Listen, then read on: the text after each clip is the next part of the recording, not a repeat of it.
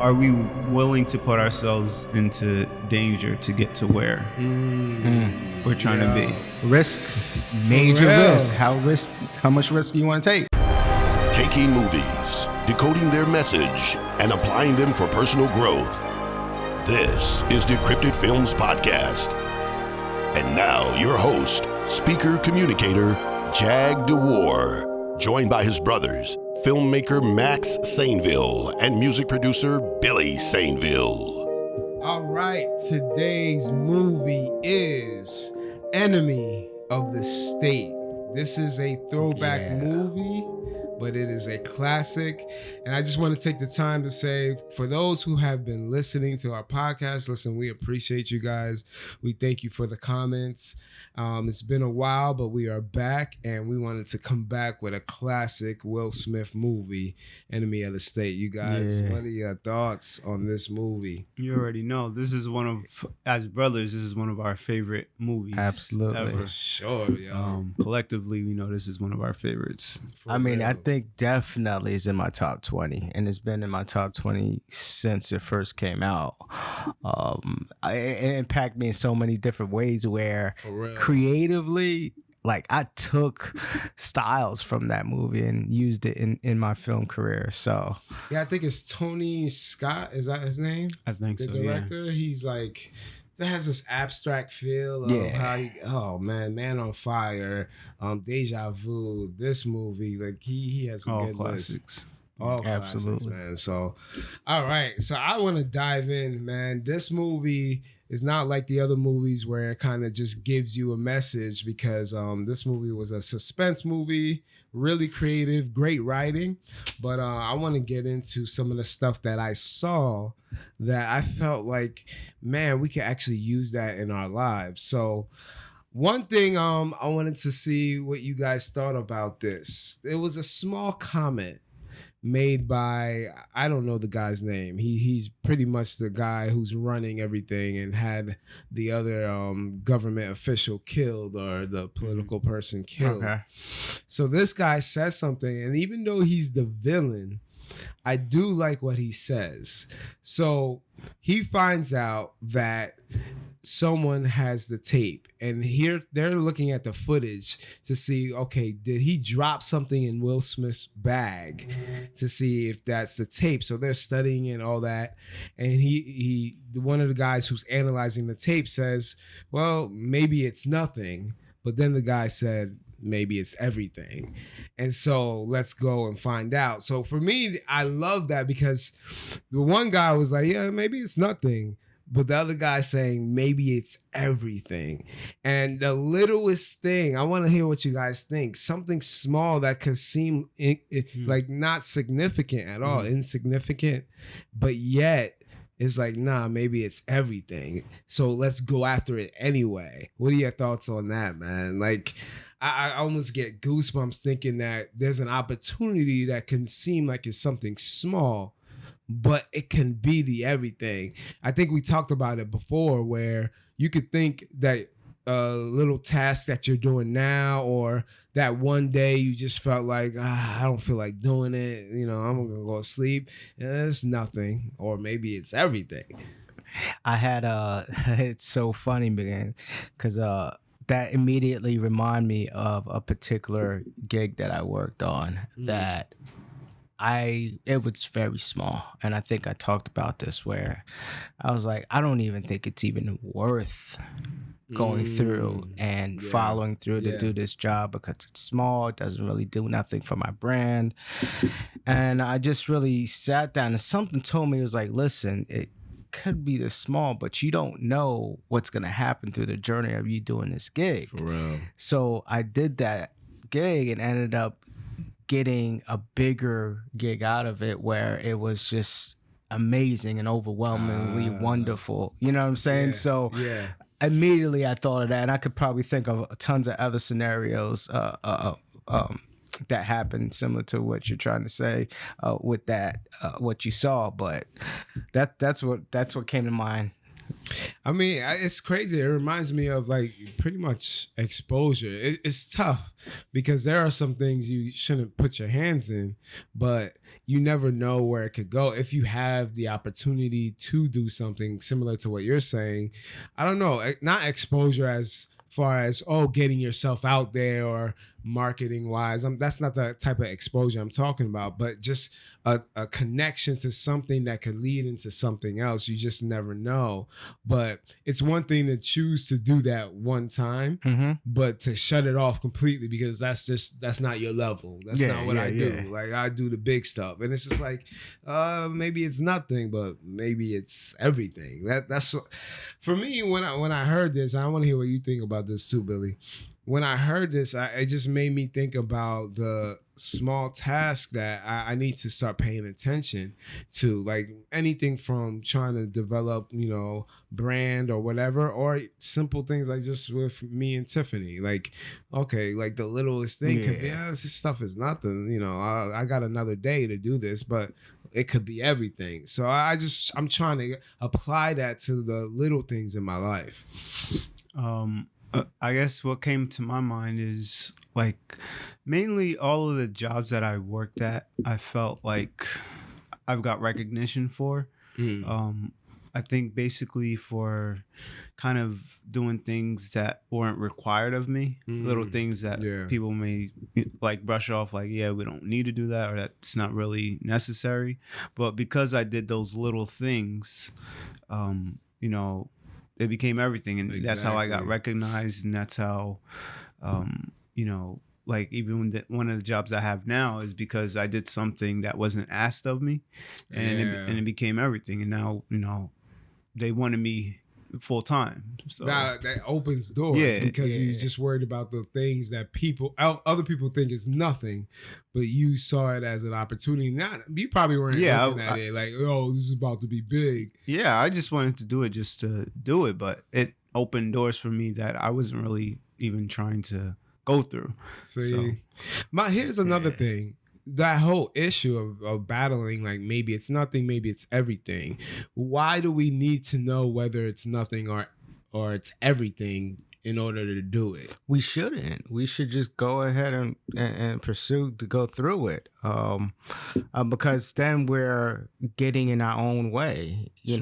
Whether we want to. Then it's just a nasty habit to develop that could grow into a cancer where you'll end up never doing any or finding any of those moments where it turns into everything. Yeah.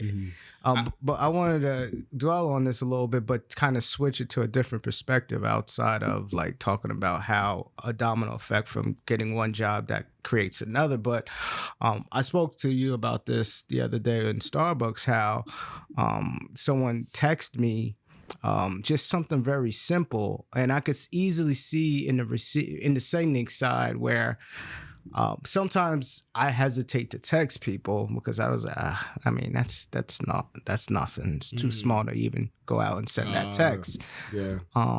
But not knowing that if I sent that, the receiving side, it could have, as simple as anything, like saying anything could be big for them to go throughout their day or even week or maybe year. That might be the thing that they needed just to, boost them. For real, man. But that's just another perspective of how it could be nothing or it could be everything, Yeah, I remember I was talking about that, and I did a little video on that because I just thought it was a good point, man.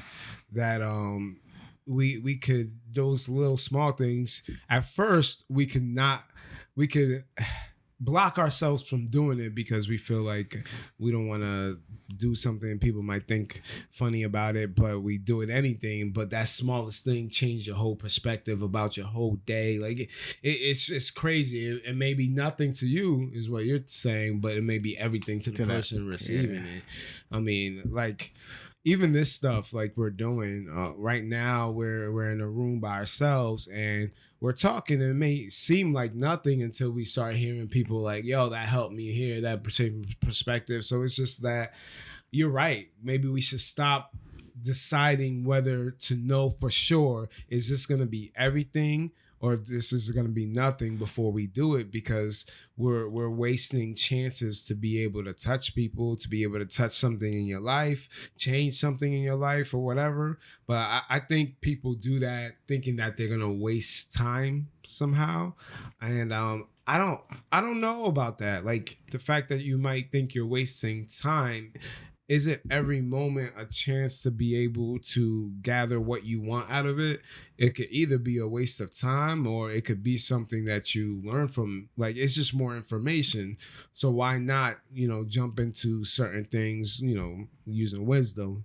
But why think about it as a waste of time? I don't know if you have more on this part. No, just even especially if it's something small. It's not a big deal. You know what I mean? So you shouldn't shy away from even those small moments, because when it is small, if you're big about doing the big things and making sure your time is not wasted, those little things won't really take away from the big picture. So why not just invest in those little moments just to see, is it everything? Yeah. And at the end of the day, it's just giving you more information. Even if you hate it or you don't like it, but at least when you say yes to something else, it means something. Rather than you not knowing that, these other things I said no to because I felt it. I went through it and it's a straight up no. So I think I love that. Man, this movie was packed with stuff, even though it was harder to find than the average movie. But you guys have anything that y'all want to jump on as far as Enemy of the State, Will Smith? When Dean was talking to Rachel, and he wanted to meet Brill, he was talking about that. Yeah. Basically, this is kind of one of the parts of the movie that kind of made it even more of a roller coaster of where the movie was going. What he was doing at that moment when he was asking Rachel that he wanted to meet Brill, he wanted to bypass the process. So that's kind of what I saw there. That's true. He's like, listen, I don't want to have to go through all of this. I want to jump straight to meeting that person. Wow. So how'd you hit that for yourself? Like, what did you switch that into? Basically, it's that you want to get to that certain point and you want to bypass the process, and because you're trying to do that, because he wanted that to happen, you see the effects in the movie of what happened afterwards. If you watch the movie, disaster. And so disaster is basically the word. I mean, you're trying to get somewhere, and if you're trying to skip these little steps, if you're trying to bypass all of these everything moments that could be everything, you just gotta go through the process. I mean, get somewhere. That goes along with the whole fake it till you make it. That goes along of people skipping and experience and just trying to put a title on themselves that they never really experienced yet, just to get somewhere. So I'm trying to understand, like, why is it natural for the average human being to want to skip the process and get straight to the goal? And the first thing I could think about is that they're not putting any value to the process. They're putting more value to the destination. And sometimes the destination is not really determined fully up to you. Sometimes circumstances can switch things up or whatever, or the destination is not what you thought, it's somewhere else or whatever it could be. But at the end of the day, no matter what the destination is, if it exists or not, or if it's a different place or whatever, the process is always there. Regardless if the destination is something that you didn't expect, the process will always be there. So you can benefit from it. Why don't you put more value into that and like take everything that you can? Because at the end of the day, you reaching a destination, you don't know if you can or if you can't, but you will always have the process. You will always have that. I love that, yo. That one's serious, man. There was one part that I really liked that I didn't realize until, I think the second time I watched it. So Will Smith, now they're after him. You said his name is Dean, right? Dean, yeah. So now they're after him, and he finds a way to get locked in the closet and have the fire alarm go off so that the cops and the firefighters can get him, and he can get away from the people that are chasing him. So he gets away, but he knows that they're following the ambulance to get so they can get Will.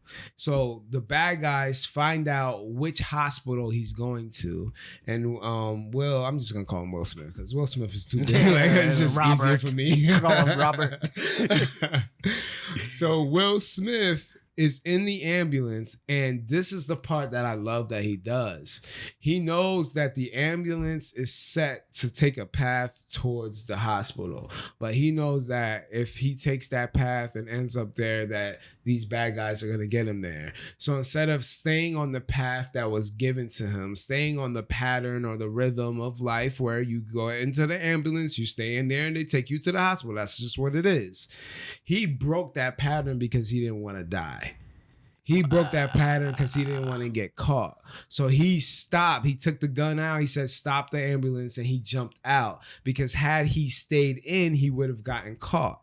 And so what that spoke for me was that it's so easy for all of us to get into that rhythm, that pattern, that set path that every day does, that every, life does and all that. But it takes us wanting to break that pattern and say, yo, stop the ambulance, stop. I want to get out right here. I need to break the pattern because going this direction is not going to allow me to fulfill the fullness of who I am. Actually, that's going to be killed. And if we are concerned about reaching our capacity or finding out what our capacity is or just being concerned of, how much can I be? What can I be? What can I do? Like, who am I? If we're concerned about that, we'll be willing to pull the gun out, say, stop this ambulance right now. Stop this life pattern right now. Stop whatever I'm doing and let me get out of this same old thing that's going to lead me to a situation where I get killed or I get caught. And for me, that was a reminder that, watch what rhythms you're flowing in. What is this ambulance? Where is it taking you? Where is your life taking you? Do you need to stop that? So I just love that part. I wanted to hear what you guys thought about that scene. I think with what you were saying, that place is, I think, because you think of a hospital, you think of a place where you get healed or, and comforted and stuff. Mm-hmm. Yeah. So him knowing that he's about to go to a place of comfort where he's supposed to be healed is really that place that he knows he would be killed. Dang. I mean, if people are, let's just say, trying to go into the gym every day and things like that, like, too many days of rest, that's going to kill everything that you've been working for, trying to build up to. Yeah. So just because your legs are sore from leg day doesn't mean, I can't go to the gym today. When you can do arms. Yeah, you know what I mean? Yeah, that's true. That's a good point. You're cutting that off of you trying to say, okay, let me just stay and rest and trying to get to that place of feel, because that's going to kill everything that you're really working for. So instead of doing that, you're like, you know what, let me cut this off and actually continue to try to save my life or try to build the person I'm trying to become and be free, basically. Exactly, yo. Oh man, I see where I saw like a lot of these patterns or journeys people have are predictable, or they try to mirror someone else's pattern or journey. So for example, just like if you were going to, venture off to doing whatever you want to do in life, and you've seen someone who did that and you've seen great things and how they got there. You don't do exactly what that person did just to get to where he got. You're going to have to find your own pattern because his pattern was already established. Yeah. So you need to find your own guns in your arsenal and your own way to find a way to not be in a saturated pattern that everyone else is trying to do at the same time. You have to find a different route, go beyond the tunnels that are created just to get where you need to get to heal, and that's basically exactly what I saw, and I think that was a great point that you guys brought up. For real, man. It's breaking that up, man. Not staying in the same old, but switching it up, even if you were inspired by others. And then also knowing that just because it's a healing place, does that hurt you as far as who you're supposed to be, who you can be. So yeah, I love that, man. Well, you can't really come. I think you bringing that part up. You said the part about him in a closet. You definitely have to bring that part up. I mean, are we willing to put ourselves into danger to get to where we're trying to be? Risk, major risk. How much risk do you want to take? So to explain the situation, if you didn't see the movie, he is running away from these guys that are trying to capture him, and he ends up locking himself in a utility closet. And at that point, there's no way out. There's nowhere to go. He knows that they're trying to get in, and he sees an opportunity to, I think, start a fire almost and have the whole building evacuated. But that's putting himself in danger. And so that's the point you were trying to get at, right? Yeah. That basically, man, like, are you willing to put yourself in a situation just to get out of his situation? Yeah. Like, oh man, that makes me think about a couple of things that we've talked about before. Is that, are you willing to create a scenario that will allow you to progress further? Because at this point, he realized he was stuck. I think had he thought that there was another way or something, he would have wasted time on trying to figure out a way out of the closet that's not through the door. You know what I mean? Mm-hmm. But he realized he's stuck, and it's like, yo, what else can I do to get out of this situation? So I don't know if you had more on that, man. Like that part, I love that. It's scary because you have to ask yourself the question, what are you willing to do? And honestly, he could have just been like, yo, I'm done. Like you guys got me. I'm trapped. Yeah. And he would have just filled it out. But one thing he knew is he saw what happened to his friend. It's like, yo, they're gonna kill for this. And so because I don't want to die, all of those ideas came out, and like, yo, I want to be what I can be in life. I'm figuring this out. I'm trapped in the closet right now. I'm trapped in my job right now. I'm trapped in my situation. I'm trapped in a relationship. I'm trapped in a circumstance, whatever it might be, but I'm finding a way out. Like, you know what I'm saying? Some people live in that closet. I want to add to that because I think viewers need to understand who is chasing you, what is chasing you. Mm-hmm. And I think there could be number of things, basically what's in your bucket of things that you know would chase you. And one of the things could be fear, that could be chasing you. And if fear captures you, it's a wrap. Yeah. You're going to end up like a lot of people where you're just done, So fear might know your patterns because you created an avenue you're consistently going this way, that way. They know that route. So you need to find a way to, I'm going to go in this closet. Yeah, I lost them. I lost fear. Now I know how to get to the healing place or wherever I need to get to in life. Yeah. So, I mean, that's just one example. What are other things you think people... Let's stay on that for a second, though, because you hit something really good about one of those things being fear that can chase you. What I like about what you said is that the reality is it's not that fear isn't there. Like, fear doesn't exist. It exists for everyone, and everyone's being chased by fear. But are you doing the things to try to keep yourself away from it? It may grab you at one point, or you might fight with it, like at one point where you're struggling, whatever. But at the end of the day, you're not gonna catch me. So I love what you're saying, because the reality is we all have it. But what are we each doing differently? Knowing that fear kind of can, like you said, know your patterns. Are you switching things up? Do you know yourself? Do you know why you get caught by fear, or do you know what you need to do to avoid it? So I love that. I love that you can run away and do everything you can to stay away from fear.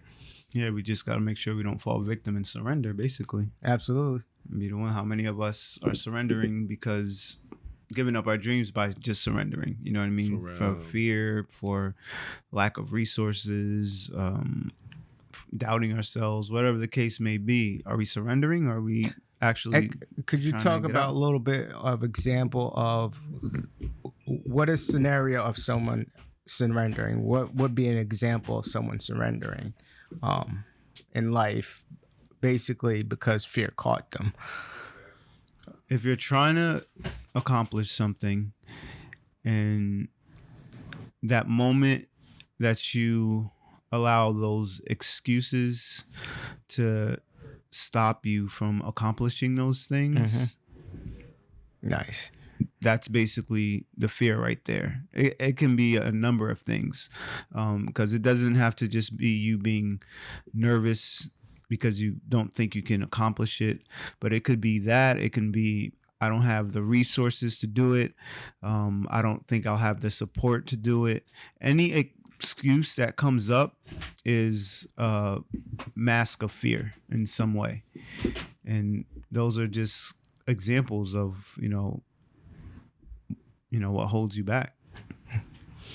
Man, I just, with this whole chase scenario, we mentioned fear being one, but there's so many other things that these things could be chasing you. I just love the fact that with Enemy of the State, you can have these things chasing you, but it being our choice or how we're going to maneuver. Like, he was looking for every answer that he can. He was trying to use every piece of arsenal that he can to get away from the situation. And I love the idea of trying to survive because there's something that you care about. So we are going to definitely continue. There's a lot more we want to cover. Be sure to check out part 2 of Enemy of the State. And I'm glad you guys came in to watch or to listen. And we're looking forward. There's a lot of key stuff that are coming up. If you enjoyed the great content from this episode, share this with somebody who could use it. Don't forget to subscribe to this podcast. We would greatly appreciate it. And thank you for joining us on the Decrypted Films podcast. Catch you on the next one.